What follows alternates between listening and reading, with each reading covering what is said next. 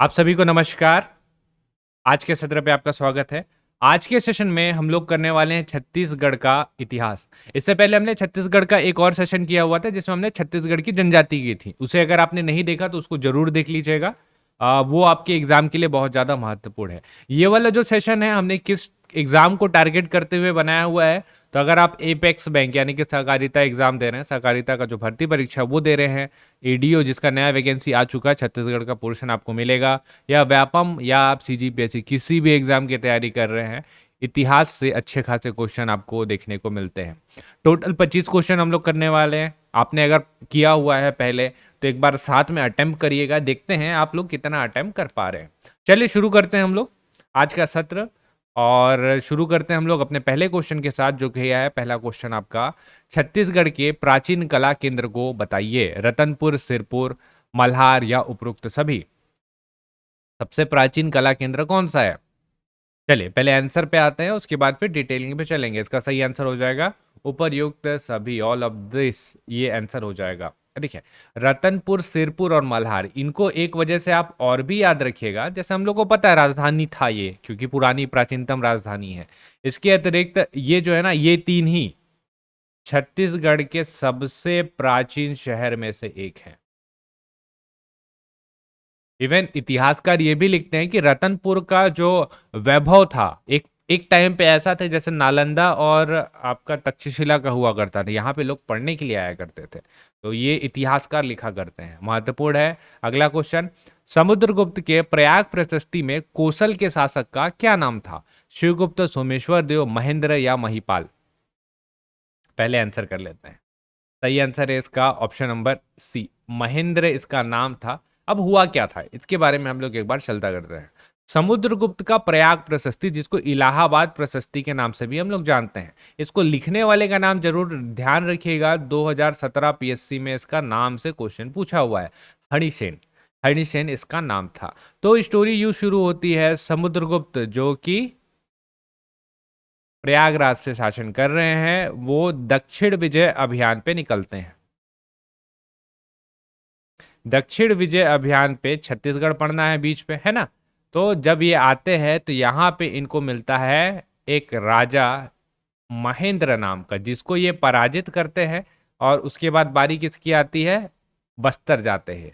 उस टाइम पे कांतार बोलते थे। तो यहाँ पे जो राजा मिलता है वो मिलता है व्याघ्र राज। इसको पराजित करते हैं और व्याघ्रहर्ता की उपाधि धारण करते हैं। ये जो व्याघ्र राज था ये था नल वंश का। ठीक।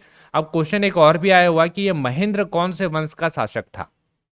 इसको ध्यान से सुनिएगा, क्योंकि यहां पे आप लोग गलत कर सकते हैं।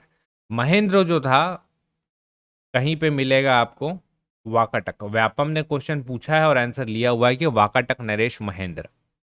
ग्रंथ एकेडमी राम कुमार बेहार 2014 का छत्तीसगढ़ की इतिहास की बुक को आप जब पढ़ेंगे तो वहां पे महेंद्र को जो है शरभपुरी वंश का शासक बताया गया है। तो ऐसा नहीं है सीजीपीएससी और व्यापम का कि उन्होंने एक बार वाकाटक लिया है तो अगली बार भी वाकाटक ले। तो आपको शरभपुरी पता होना चाहिए। अगर वाकाटक नहीं मिलेगा ऑप्शन में, शरभपुरी लगा करके आइएगा। तो ये है समुद्रगुप्त का प्रयाग प्रशस्ति। हालांकि देखिए, महेंद्र और व्यागराज को हरा करके समुद्रगुप्त ने छोड़ दिया था, अपने कब्जे पे नहीं लिया राज्य को। अगला सुमेलित कीजिए। यहाँ पे एक साइड पे राजवंश है और दूसरे साइड पे है राजा शासक, है ना। तो आपको मिलान करना है। राजर्षि तुल्यकुल, शरभपुरी, मांडू और नलवंश। एक बार आप मिलान कर लीजिए वीडियो को पॉज करके, फिर मैं इसका आंसर आपको बताता हूँ। चलिए, अभी तक मिलान हो चुका होगा।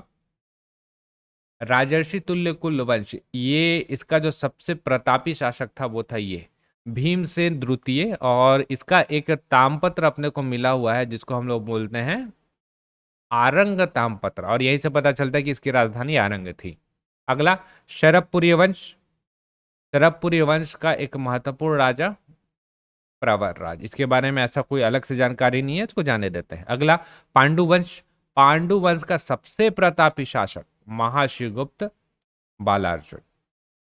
ठीक है, महाशिवगुप्त बालार्जुन। इसी के टाइम पे छत्तीसगढ़ को बोल जाता था छत्तीसगढ़ के इतिहास का स्वर्णकाल।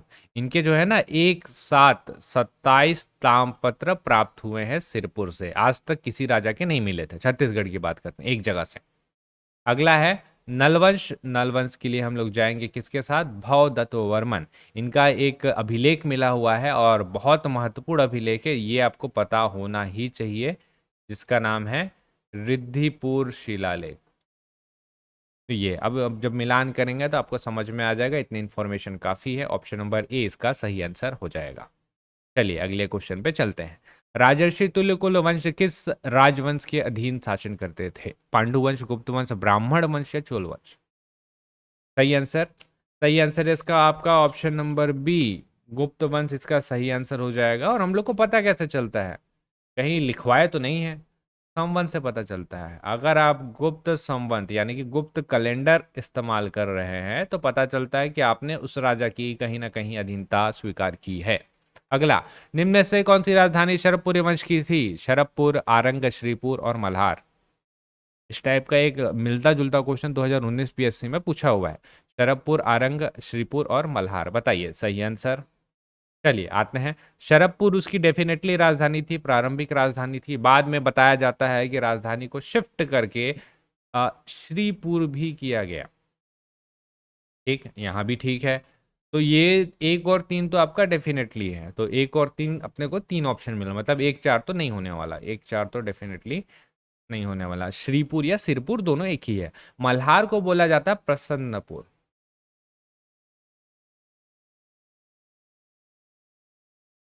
अब 2019 के पीएससी पे देखिए, क्योंकि राम कुमार बिहार की किताब है और ग्रंथ अकेडमी और की और कोई जो प्रचलित किताब है उसमें प्रसन्नपुर को राजधानी नहीं माना गया है, लेकिन सीजीपीएससी ने प्रसन्नपुर को राजधानी लिया है। तो ऑप्शन नंबर मल्हार जो चौथा है ये इसकी तीसरी राजधानी हो जाएगा, यानी कि पहला, तीसरा और चौथा। ऑप्शन नंबर बी इसका सही आंसर हो जाएगा, जबकि ग्रंथ अकेडमी में नहीं दिया है, उसके बावजूद माना है। ठीक, तो अगर ये जो है ना, अगर किसी के मन में आएगा कि कैसे माना है, तो दूसरी बुक का रेफरेंस लिया हुआ वहां से माना हुआ है। ठीक, रेफरेंस जरूर ध्यान रखिएगा। इस टाइप के कुछ विवादित क्वेश्चन होते हैं तो रेफरेंस पता होना चाहिए आपको कहाँ से उठाना है। अगला, प्राचीन छत्तीसगढ़ में किसकी याद में सिरपुर के लक्ष्मण मंदिर का निर्माण कराया गया था? महाशिवगुप्त, बालार्जुन, श्रीगुप्त, वसाटा या हर्षगुप्त? सही आंसर किसकी याद में बोला है, गलती मत करिए। हर्षगुप्त इसका सही आंसर हो जाएगा। काल किसका चल रहा था? महाशिवगुप्त बालार्जुन का काल चल रहा था। रानी वसाटा उनकी पत्नी थी, जिन्होंने अपने पति हर्षगुप्त के मरणोपरांत उनकी याद पे लक्ष्मण मंदिर सिरपुर का निर्माण कराया था। अगला, निम्नलिखित में से किस राजवंश ने इस राज्य में सबसे लंबी अवधि तक शासन किया है? शरभपुरी वंश, नल वंश, पांडु वंश या कलचुरी वंश? सही आंसर है, अगर आप एलिमिनेट करेंगे तो पता चल जाएगा, कलचुरी वंश इसका सही आंसर हो जा रहा है। बहुत लंबे समय तक, कितना 1000 एडी में आए हैं ये। और कब गए हैं? गए ही नहीं है, मतलब हटाया गया है। 1741 एडी तक इन्होंने शासन किया है ना। इस टाइम भी आप देखें प्रत्यक्ष रूप से, फिर अप्रत्यक्ष 1758 तक चलेगा, आखिरी मोहन सिंह, जिन्होंने पढ़ा होगा।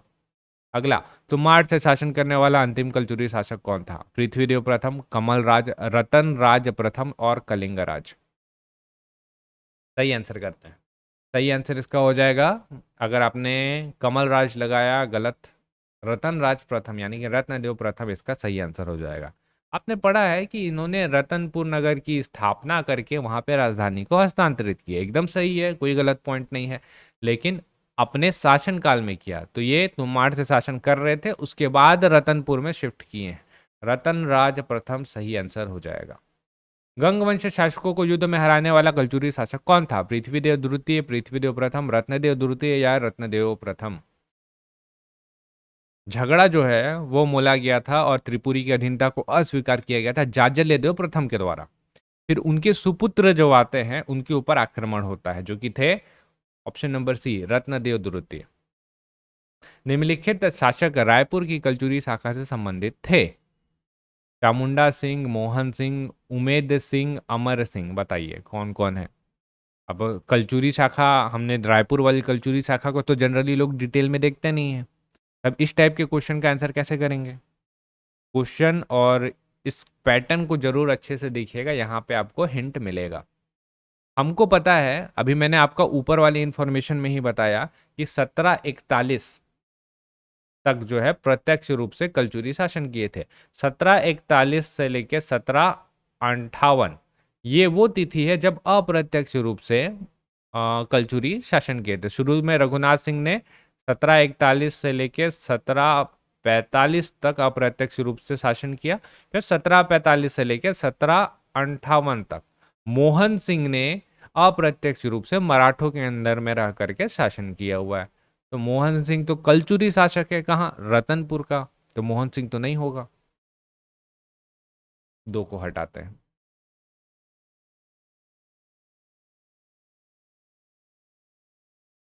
ऑप्शन नंबर डी इसका सही आंसर हो जाएगा। इस टाइप के क्वेश्चन आपको एग्जाम में मिलेंगे, एलिमिनेट करना सीखिए, तभी आप ज़्यादा से ज़्यादा एमसीक्यूज को सॉल्व कर पाएंगे। अगले क्वेश्चन पे आते हैं।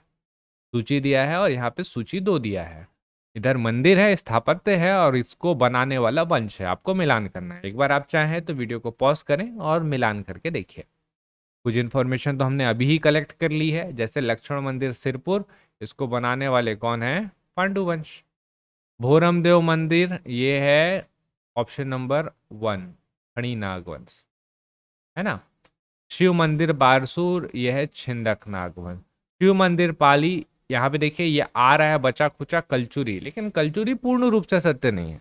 इसको बनाने वाले जो थे वो थे बाढ़ वंश शासक, लेकिन व्यापम ने ये वाला क्वेश्चन एग्जैक्ट पूछा हुआ है तो हमने एज इट इज लिया है। अब इसको समझिए। बाढ़ वंश जो शासक थे वो कलचुरियों के अधीन आते थे उस टाइम पे। शंकरगढ़ ने पराजित करके जो है पाली प्रदेश को अपने कब्जे पे किया था। ठीक है, फिर इसी राजा को जो शिव मंदिर पाली बनवा रहा है ना, इसी को पराजित करके बाद में जो है कलिंग राज छत्तीसगढ़ में प्रवेश करेगा। तो ये ठीक है। तो इसके हिसाब से हमारा जो सही आंसर है वो क्या हो जा रहा है, ऑप्शन नंबर डी। ठीक है, ऐसे क्वेश्चन के लिए भी तैयार रहेंगे। प्राचीन बस्तर के छिंदक नागवंश के निम्नलिखित शासक थे सोमेश्वर देव, कन्हर देव, जयसिंह देव और परमेश्वर परमेश्वरन देव।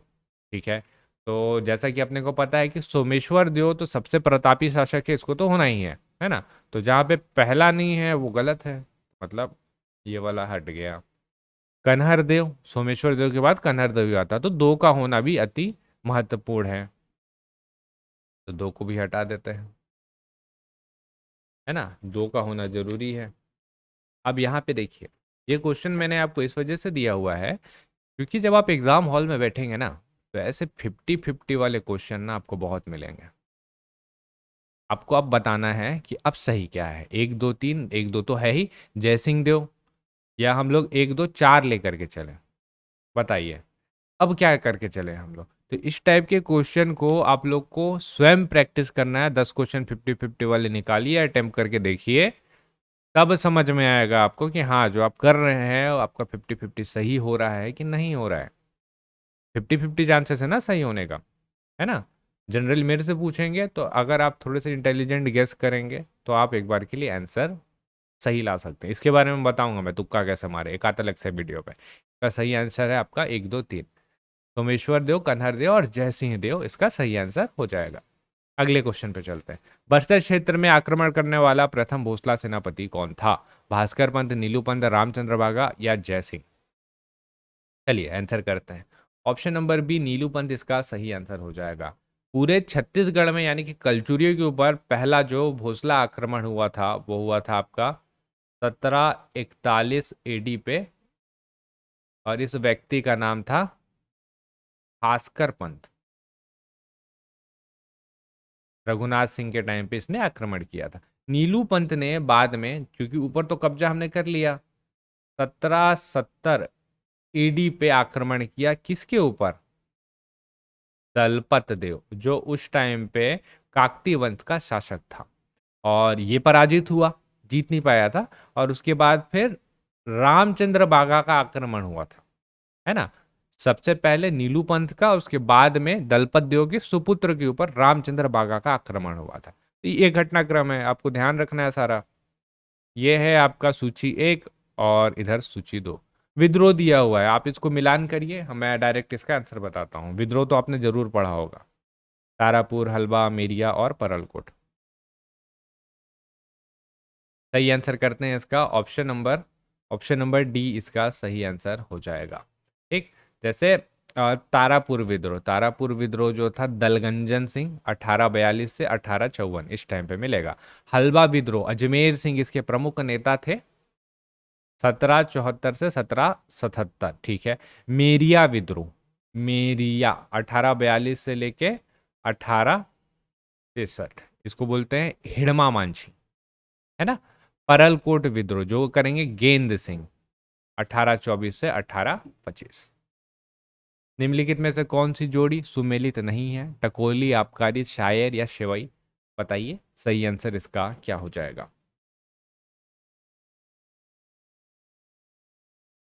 सही आंसर देखते हैं ऑप्शन नंबर डी सेवाई, पशुओं पर लगाया जाने वाला कर। ये गलत दिया हुआ है। इसके जगह पे सही क्या होता है? सेवाई को बोलते हैं छोटे मोटे करों का सामूहिक रूप, इसको बोलते हैं हम लोग सेवाई। तो शायर क्या होता है? शायर है आयात निर्यात कर। ठीक है, चलिए अगला। छत्तीसगढ़ में मराठा प्रशासन के संबंध में निम्नलिखित में से कौन सा कथन सत्य है? मराठों ने कलचुरियों की प्रशासनिक व्यवस्था को जारी रखा। मराठों का छत्तीसगढ़ के खालसा क्षेत्र पर प्रशासनिक नियंत्रण था। मराठों ने भू राजस्व का टहसाला बंदोबस्त लागू किया। मराठों ने छत्तीसगढ़ का प्रशासन कलचुरी राजाओं को सौंप दिया। सही आंसर करते हैं ऑप्शन नंबर बी, खालसा क्षेत्र पर प्रशासनिक नियंत्रण रखा। अब दो प्रकार के क्षेत्र थे, एक था खालसा, एक था जमींदारी। खालसा प्रत्यक्ष नियंत्रण में रहता था, जमींदारी जमींदारों को छोड़ देते थे। जमींदारी जो था जमींदार लोग संभालते थे, तो अप्रत्यक्ष नियंत्रण पर रहता था, है ना। ये है इसका। सूबा व्यवस्था के अंतर्गत इस राज्य में मराठा सूबेदारों का मुख्यालय निम्नलिखित में से कौन से स्थान पर था? रायपुर, रतनपुर, जांजगीर या राजे? सही आंसर है इसका option number B, Ratanpur. Ratanpur से ये शासन करते थे। सूबेदारों का मुख्यालय आपको मिलेगा। इसके बाद पद्धति चेंज होगी और आते हैं जिलेदार, है ना। सूबेदार के बाद एक व्यवस्था शुरू होगी जिसमें हम लोग बोलेंगे जिलेदार। जिलेदारों का मुख्यालय कहाँ था इस वाले क्वेश्चन में देखते हैं। इस क्षेत्र को कब जिला कहा जाता था और प्रशासनिकों को जिलेदार? 1830 से 54, 1818 से 1830, 1882 से 1906, 1957 से 1987। सही आंसर है आपका ऑप्शन नंबर ए, 1830 से 1854। जब जिलेदार, देखिए सूबेदारी है, सूबेदार जो थे ना वो आपके मराठों के अप्रत्यक्ष नियंत्रण मतलब प्रत्यक्ष नियंत्रण में आते थे, है ना। मराठों के प्रत्यक्ष नियंत्रण में आते थे। फिर राजा चेंज हुए, रघुजी तृतीय है, रघुजी तृतीय ने सूबेदारी प्रथा को खत्म किया, है ना। बीच में अंग्रेज भी हैं। 1818 का टाइम है, अब देख ही लीजिए इसका टाइम ले। 1818 तक हम लोग बोलते थे सूबेदार। फिर 1818 से लेके 1830 तक यहाँ पे ब्रिटिश अधीक्षकों की नियुक्ति हुई। फिर 1830 से लेके 1854 मराठों के हाथ पे पुनः शासन चला गया। तो इस टाइम पे मराठा बोलते थे जिलेदार। इनका मुख्यालय होता था रायपुर, क्योंकि 1818 में छत्तीसगढ़ का मुख्यालय रायपुर चेंज हो चुका था। अगला, छत्तीसगढ़ में 1857 और 58 के विद्रोह के संबंध में निम्नलिखित में से कौन सा कथन सत्य नहीं है? सोना खान का जमींदार इस विद्रोह का प्रथम शहीद था। बिलाईगढ़, भटगांव, देवरी के जमींदार विद्रोह में शामिल थे। हनुमान सिंह ने तीसरे रेजिमेंट रायपुर के मेजर सिडबिल की हत्या की। विद्रोह के अपराध में 17 सिपाहियों को फांसी पर लटकाया गया। जो सही नहीं है अलग से ही दिख रहा है, बिलाईगढ़, भटगांव, देवरी के जमींदार विद्रोह में शामिल थे। इन्होंने धोखा किया इनके साथ, वीर नारायण सिंह के साथ, जिसकी वजह से वो पकड़े गए थे। तो ये कहीं से सही नहीं है। अगला, 1870 से 1900 तक रायपुर जिले में निम्नलिखित में से कौन से संगठन स्थापित हुए? ये 4 दिया हुआ है आपका और आपको बताना है।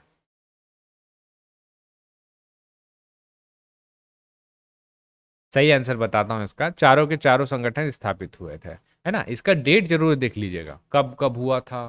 कवि समाज राजिम में है ना। मालनी रीडिंग क्लब था, मालनी रीडिंग क्लब था। तो इस टाइप के क्वेश्चन एक बार आपके सीएमओ में भी पूछा हुआ है। सीएमओ 2018 का पेपर वहां भी आया, ये उससे पहले का है, शायद एपी में आया हुआ था ये। अगला, सविनय अवज्ञा आंदोलन के दौरान इस राज्य में निम्नलिखित में से किस जंगल सत्याग्रह में दयावंती नामक एक महिला ने पुलिस अधिकारी को थप्पड़ मारा था? गट्टा सिल्ली, रुद्री, तमोरा या उपरोड़ा? ये भी इंटरेस्टिंग है। इस वाले क्वेश्चन को हमने मंडी निरीक्षक से पहले एक बार करवाया हुआ था, है ना। तो जिन्होंने इस वीडियो उस टाइम पे वीडियो को देखा होगा वो मंडी निरीक्षक में एग्जैक्ट सेम क्वेश्चन आया था, उन्होंने इसको बनाया होगा। सही आंसर है तमोरा जंगल सत्याग्रह। बालिका दयावंती का शौर्य। छत्तीसगढ़ की रियासतों के विलीकरण के समय बस्तर राज्य के किस शासक ने समझौते पर हस्ताक्षर किया?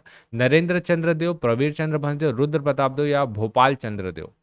सही आंसर है आखिरी राजा प्रवीर चंद्र भंजदेव। इनकी गोली कांड में जो थी मृत्यु हुई थी, इस चीज को भी ध्यान रखिएगा।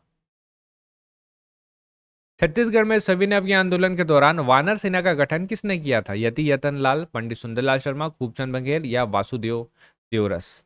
ठीक, तो इसका सही आंसर है option number D, Vasudev Deoras इसका सही आंसर हो जाएगा। गांधी जी का छत्तीसगढ़ में दूसरी बार आने का उद्देश्य क्या था? सविनय अवज्ञा आंदोलन, खादी का समर्थन, महिला कल्याण और हरिजन उत्थान? सही आंसर है इसका ऑप्शन नंबर डी, दूसरी बार आने का उद्देश्य था हरिजन उत्थान। और पहली बार अगर पूछेगा तो इसके दो आंसर होंगे, अब दोनों को ध्यान रखते हैं। अच्छा, दूसरी बार आ रहे हैं तो 1933 में आ रहे हैं। पहली बार आए थे तो पहली बार आए थे कब? 1920 में आए थे। पहली बार आने का मुख्य उद्देश्य क्या था? एक पहला जो आपको पता है, इसको ध्यान रखिएगा, कंडेल नहर सत्याग्रह में भाग लेने, ये भी 2019 का क्वेश्चन है सीजीपीएससी। और दूसरा सविनय अवज्ञा का प्रचार करने, सविनय अवज्ञा का प्रचार करने।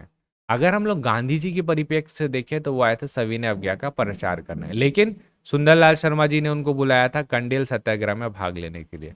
ये क्वेश्चन आया था और सीजीपीएससी ने आंसर जो है सविनय अवज्ञा आंदोलन का प्रचार करने लिया हुआ है। दोनों में से जो आता है वो लगा करके आइएगा, एक जरूरी नहीं है कि सही हो। ठीक, आखिरी क्वेश्चन आप लोगों के लिए है, या इसका आंसर आप लोग कमेंट बॉक्स में करेंगे। और इसका मैं जैसा लास्ट में मैंने आपको कराया था तीजन बाई वाला, एक पोल कर दूंगा जिससे आपको और क्लियरिटी आ जाएगा। छत्तीसगढ़ बोली में प्रचलित छह आगर छह कोरी का अर्थ क्या है? 26, 36, 136 और 126? ठीक है, छत्तीसगढ़िया मन जितने लोग हैं इसको सॉल्व करें। तो ये था आज का हम लोग का छत्तीसगढ़ का इतिहास। अंबिकापुर से संबंधित है आप, हमारी एक सीजीपीएससी प्री की क्लास जो है क्रैश कोर्स शुरू हो गई है। आप इस नंबर पे कांटेक्ट करके जानकारी प्राप्त कर सकते हैं। ठीक, बाकी अगला जो रहेगा हम लोग देखते हैं, आपको पता चल जाएगा कि हम लोग किस सब्जेक्ट पे हम लोग एमसीक्यूज करने वाले हैं। बाकी आप कमेंट बॉक्स पे भी कमेंट करके बता सकते हैं। तो उम्मीद करता हूँ ये वीडियो आपको पसंद आया होगा। पसंद आया होगा, नए हैं तो चैनल को सब्सक्राइब जरूर करिएगा। ठीक है, चलिए हम लोग मिलेंगे अगले वीडियो पे, तब तक के लिए आप सभी का बहुत बहुत धन्यवाद।